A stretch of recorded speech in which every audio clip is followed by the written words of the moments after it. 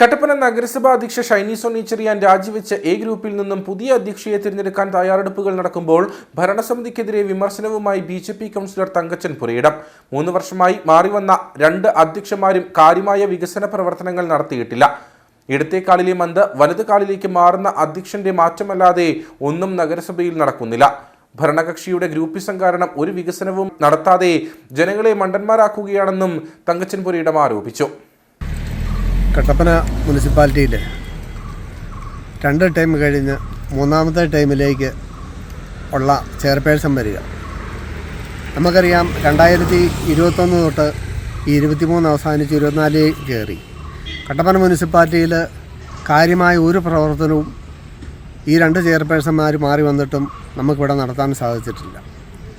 ഇപ്പോൾ നിലവിൽ ഈ 19-ാം തീയതി രാജി പ്രഖ്യാപിച്ചിരിക്കുന്ന ചെയർപേഴ്സൺ ഇവിടെ നീന്തൽക്കുളം കട്ടപ്പനയെ സംബന്ധിച്ച് നമുക്കറിയാം, കുളങ്ങളിലും പടുതാക്കുളങ്ങളിലും ഒക്കെ പോയി ആൾക്കാർ മരിക്കുന്നു. നീന്തൽ അറിയാൻ പാടില്ലാത്തത് കൊണ്ടാണെന്നുള്ള രീതിയിൽ കട്ടപ്പന നമുക്ക് നീന്തൽ പരിശീലനം അടിയന്തര ആവശ്യമാണെന്ന് പറഞ്ഞുകൊണ്ടാണ് നീന്തൽക്കുളം വെട്ടിക്കുഴക്കവലയിൽ സൗജന്യമായിട്ട് സ്ഥലം വിട്ടു തന്നു. ഉടൻ തന്നെ അത് പണി ആരംഭിക്കുമെന്ന് പറഞ്ഞതിനാണ് 40 ലക്ഷം രൂപയോളം വകയിരുത്തിയിട്ടുണ്ടെന്ന് പറഞ്ഞ് കൗൺസിലിനെ ശരിക്കും പറ്റിക്കുകയായിരുന്നു. കാരണം ആ പദ്ധതി ഇപ്പോൾ നിലവിലില്ല. ആ പദ്ധതി മുനിസിപ്പാലിറ്റിയിൽ നിന്ന് തന്നെ മുനിസിപ്പാലിറ്റിയുടെ ഭരണസമിതിയിലുള്ളവർ തന്നെ അത് വെട്ടിക്കളഞ്ഞു എന്നാണ് ചെയർപേഴ്സൻ്റെ ഭാഗത്തുനിന്ന് ഉള്ള ഒരു ചെറിയ ന്യൂസ് നമുക്ക് മനസ്സിലാക്കാൻ സാധിച്ചിരിക്കുന്നത്.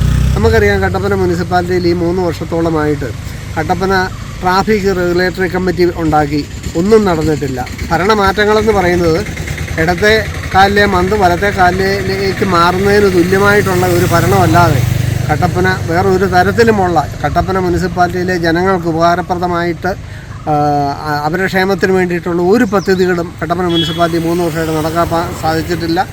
ഇനി വരുന്ന ഭരണസമിതിക്കും കൂടുതലായി ഒന്നും ചെയ്യാൻ സാധിക്കുമെന്ന് ഞങ്ങൾക്കൊരു പ്രതീക്ഷയില്ല. കാരണം ഇതിൻ്റെ പ്രധാന കാരണം ഇവരുടെ ഗ്രൂപ്പീസമാണ്. ആ ഗ്രൂപ്പീസം കട്ടപ്പന ജനങ്ങളോട് ചെയ്തിരിക്കുന്ന ഏറ്റവും വലിയ കടുത്ത വഞ്ചനയാണ്.